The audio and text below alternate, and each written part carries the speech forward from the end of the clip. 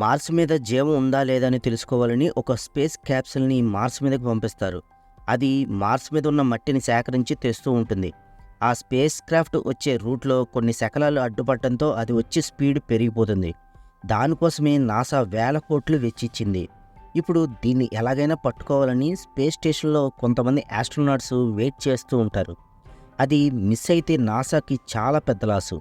Rory అనే astronaut తన ప్రాణాలు తెగించి స్పేస్ స్టేషన్ బయట దాన్ని పట్టుకోవడం కోసం వెయిట్ చేస్తూ ఉంటాడు. అది రాగానే ఒక ఎలక్ట్రానిక్ హ్యాండ్తో దాన్ని పట్టుకుంటాడు.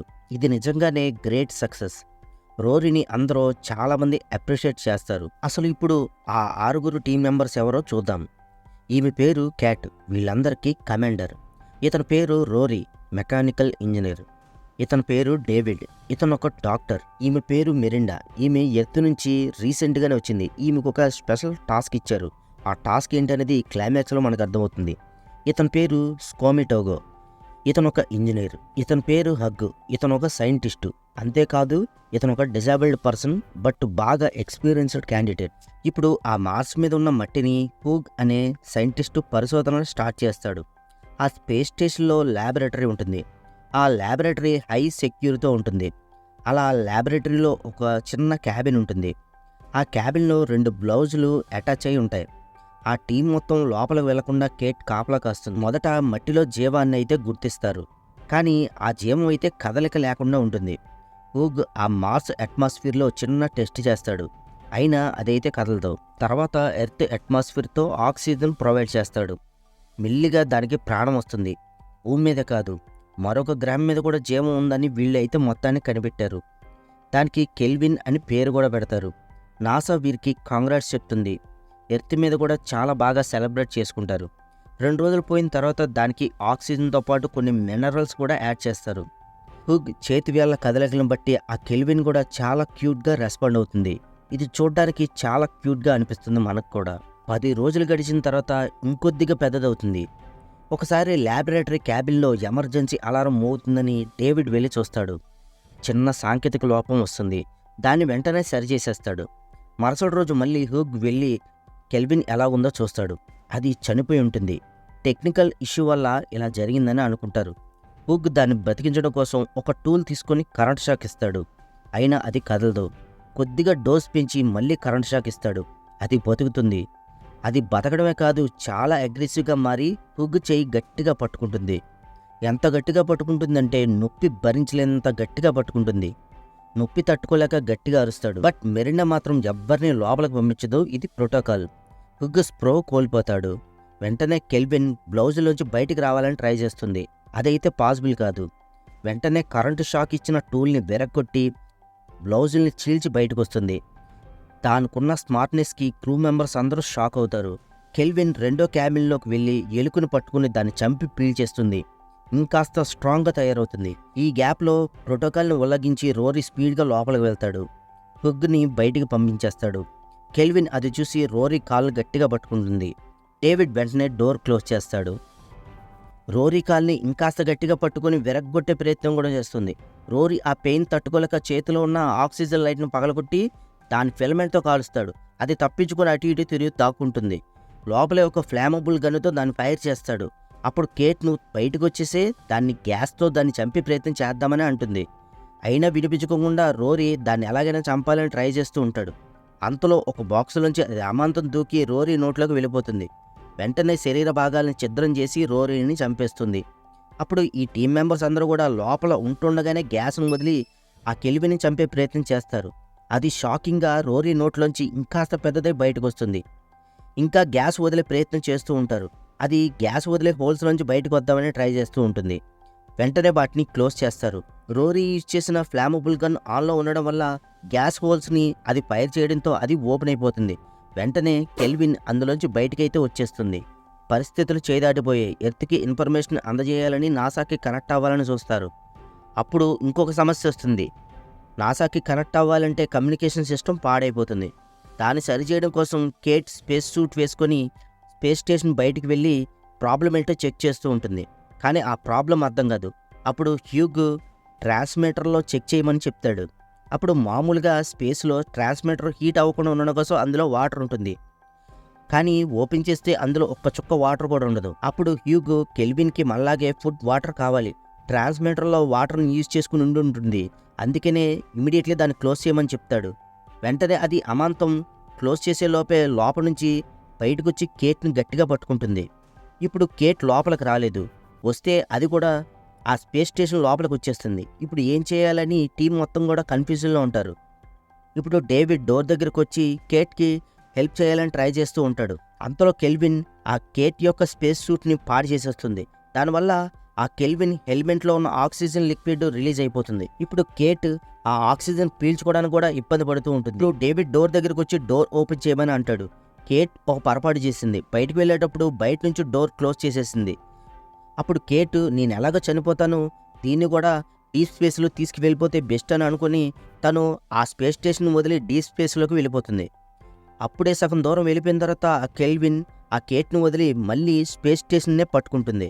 ఇప్పుడు కెల్విన్ లోపల రావడానికి రూట్ కోసం స్టేషన్ మొత్తం తిరుగుతూ ఉంటుంది, ఎందుకంటే ఈ క్రూ మెంబర్స్నే ఫుడ్గా తీసుకుంటుంది. లోపల ఉన్న ఆక్సిజన్ స్టిక్తో ఆక్సిజన్ తీసుకుంటుంది.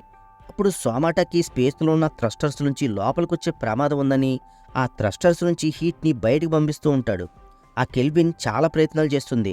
ఆ థ్రస్టర్స్ని మాటికి యూజ్ చేయడం వల్ల అందులో ఉన్న ఫ్యూల్ అయిపోతుంది. వెంటనే కెల్విన్ లోపలికైతే వచ్చేస్తుంది. ఆ కెల్విన్ వీళ్ళ మీద అటాక్ చేయకుండా వీళ్ళ హద్దుల్లోకి రాకుండా డోర్ క్లోజ్ చేస్తారు. ప్లాస్టర్స్ కూడా అంటిస్తారు. వీళ్ళందరూ ఎటువైపు నుంచి వస్తుందా అని భయంగా చూస్తూ ఉండగా హగ్ స్పృహ కోల్పోతాడు. మెరిండా కాల్ దగ్గర ఏదో ఎత్తుగా ఉందని ఆ కాల్ని ఎత్తి చూపిస్తుంది. అప్పుడు హగ్ కాల్ని గట్టిగా టైట్గా పట్టుకొని ఉంటుంది కెల్విన్. ఆ కాలు చుట్టుకుని ఉండేసరికి మెరిండా కోపంతో కరెంటు షాక్ అయితే ఇస్తుంది. అది మరింత అగ్రెసివ్గా మారిపోతుంది. వీళ్ళందరూ ఒక్కసారిగా భయపడి తలో ఒక్కొక్కరు ఒక్కో దిక్కు పారిపోతారు. షో మీదకు చాలా స్పీడ్గా అటాక్ చేస్తుంది. అప్పుడు వెంటనే షో స్లీపింగ్ క్యాప్సూల్లోకి వెళ్ళి సేవ్ అవుతాడు. అయినా సరే ఆ గ్లాస్ని బ్రేక్ చేసుకోవడానికి రూట్ మొత్తం వెతుకుతూ ఉంటుంది. అయినా ఎక్కడ రూట్ అయితే ఉండదు. గ్లాస్ని బ్రేక్ చేసే ప్రయత్నం చేస్తుంది, అయినా చాలా స్ట్రాంగ్గా ఉంటుంది. సోమాటాకి మెరిండాని డేవిడ్ని హగ్ ఎలా ఉన్నాడో చూడమని చెప్తాడు. అప్పుడు హగ్ని వెళ్ళి చూస్తారు. పర్వాలేదు, బ్రతికే ఛాన్సులు ఉన్నాయని వాళ్ళకి అర్థమవుతుంది. అంతలోనే కెల్విన్ ఎక్కడుందో మళ్ళీ మానిటర్లోంచి చూస్తారు. కెల్విన్ చాలా తెలివిగా మెరిండా యొక్క బ్లడ్ సెల్స్ని గాల్లో ఉన్న ఆధారంగా వాటిని రూట్లను తెలుసుకొని వచ్చేస్తుందని వాళ్ళకి అర్థమవుతుంది. అక్కడి నుంచి అయితే వెళ్ళిపోతారు. కెల్విన్ హగ్ని పూర్తిగా పీల్చేసి ఇంకా బలంగా స్ట్రాంగ్గా తయారవుతుంది. అప్పుడు వీళ్ళు చాలా తెలివిగా కెల్విన్ ఉన్న పోర్షన్ని చాలా పగడ్బందీగా పూర్తిగా క్లోజ్ చేస్తారు.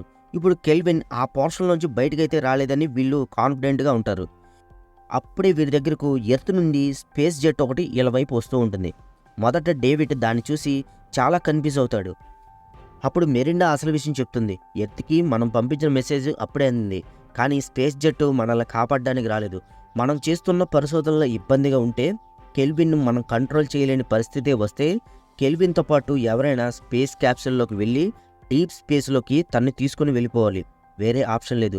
ఇది ప్రోటోకాల్, నన్ను ఆ టాస్క్ మీదే ఇక్కడికి పంపించారని చెప్తుంది. ఆ స్పేస్ క్రాఫ్ట్ ఎగ్జాక్ట్గా కెల్విన్ ఉన్న పోర్షన్లోకి డాకింగ్ అవుతుంది. మనల్ని కాపాడడానికి స్పేస్ క్రాఫ్ట్ ఒకటి వచ్చిందని సోమాటాకి భ్రమపడి కెల్విన్ ఉన్న పోర్షన్లోకి వెళ్ళిపోతాడు. మానిటర్లోంచి సోమాటాకి వెళ్ళడం చూసిన డేవిడ్ మెరిండా అతన్ని కాపాడడానికి వెళ్తారు. అప్పుడు సోమాటాకి డాక్ అయిన స్పేస్ క్రాఫ్ట్ ఓపెన్ చేద్దామని ట్రై చేస్తూ ఉన్నప్పుడు కెల్విన్ వచ్చి సోమాటాకి కాల్ని గట్టిగా పట్టుకుంటుంది. అప్పుడు సోమాటాకిని కాపాడదామని డేవిడ్ మెరిండాలు చాలా ప్రయత్నాలు చేస్తారు, కానీ అప్పటికే సోమాటాకిని కూడా ఆ కెల్విన్ చంపేస్తుంది. ఈ గందరగోళంలో కెల్విన్ని డీ స్పేస్కి తీసుకువెళ్దామని ఎత్తు నుంచి వచ్చిన ఆ స్పేస్ క్రాఫ్ట్ డిస్కనెక్ట్ అయ్యి విరిగిపోతుంది. ఇప్పుడు వీరిద్దరూ కెల్విన్కి చాలా దూరంగా వెళ్ళిపోతారు. ఇంకొక అరగంటలో వీళ్ళ స్పేస్ స్టేషన్ ఎర్త్ అట్మాస్ఫియర్లోకి వెళ్ళిపోతుంది. వీళ్ళ దగ్గర ఫ్యూయల్ కూడా అయిపోతుంది. ఇప్పుడు కెల్విన్ భూమి మీద గనక వస్తే ప్రపంచ వినాశనం అయిపోతుంది. డేవిడ్ ఒక ప్లాన్ చెప్తాడు.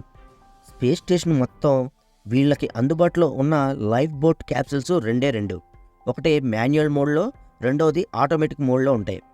నేను కెల్విన్ని తీసుకొని డీ స్పేస్లోకి వెళ్ళిపోతాను, నువ్వు ఎర్త్లోకి వెళ్ళిపోమని చెప్తాడు. అనుకున్నట్టుగానే డేవిడ్ కెల్విన్కి ఆక్సిజన్ క్యాండిల్ని ఆశగా చూపించి దాన్ని తన వైపు వచ్చేలా చూసుకుంటాడు. మెరిండా మాన్యువల్ మోడ్లో ఉన్న లైఫ్ బోట్ క్యాబిన్ ఎక్కుతుంది. ఆటో పైలట్ మోడ్లో ఉన్న క్యాబిన్లోకి డేవిడ్ ఎక్కుతాడు.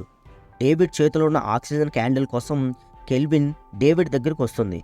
ఏం చేయకుండా క్యాండిల్లో ఉన్న ఆక్సిజన్ని క్యాండిల్ని పట్టుకొని అలాగే ఉంటుంది ఆ కెల్విన్. వీరిద్దరూ ఒక్కసారిగా స్టార్ట్ అయ్యేటప్పుడు క్యాప్సిల్లో చిన్న సాంకేతిక లోపం వస్తుంది.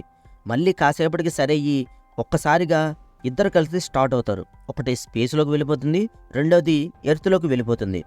ఎర్త్లోకి వెళ్ళిన క్యాప్సిల్ సముద్రంలో పడిపోతుంది.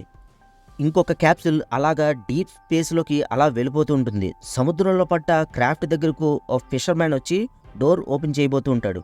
అంతలో అక్కడున్న అద్దంలోంచి లోపలికి చూస్తాడు. ఇక్కడే మనకి అదిరిపోయే ట్విస్ట్ ఉంటుంది. డీప్ స్పేస్లోకి వెళ్లాల్సిన డేవిడ్ కెల్విన్ క్యాప్సిల్ ఎర్త్ మీదకి వెళ్ళిపోయింది. ఎర్త్ మీదకి రావాల్సిన మెరిండా ఉన్న క్యాప్సిల్ డీప్ స్పేస్లోకి వెళ్ళిపోతుంటుంది. వీళ్ళిద్దరూ స్టార్ట్ అయ్యేటప్పుడు బాగానే స్టార్ట్ అయ్యారు, కానీ అది స్టార్ట్ అయ్యేటప్పుడు సాంకేతిక లోపం వల్ల వాటి ఫంక్షన్స్ అయితే చేంజ్ అయిపోయాయి. మెరిండా ఎత్తుకసి రావాలని తెగ ట్రై చేస్తూ ఉంటుంది, అరుస్తూ గోల్ చేస్తుంది. బట్ ఆ క్యాప్సిల్ ఆటో పైలట్ మోడ్లో ఉండడం వల్ల స్పేస్ క్రాఫ్ట్ డీప్ స్పేస్లోకి వెళ్ళిపోతూ ఉంటుంది. తన బాధ వర్ణనాతీతం. ఫిషర్ మ్యాన్ ఆ స్పేస్ క్రాఫ్ట్ని డోర్ ఓపెన్ చేయడానికి ట్రై చేస్తూ ఉంటాడు. లోపల ఉన్న డేవిడ్ వద్దు వద్దని అరుస్తున్నా సరే ఆ ఫిషర్ మ్యాన్ అయితే డోర్ ఓపెన్ చేసేస్తాడు. ఇంకా మూవీ అంతటితో ఎండ్ అయిపోతుంది. తర్వాత ఏం జరుగుతుంది అనేది సెకండ్ పార్ట్లో చూడాలి. ఇంకా మీరు నా ఛానల్ కనుక సబ్స్క్రైబ్ చేసుకోకపోతే ప్లీజ్ వెంటనే సబ్స్క్రైబ్ చేసుకొని వెంటనే బెల్ ఐకాన్ని ఆన్లో పెట్టుకోండి. Thanks for watching.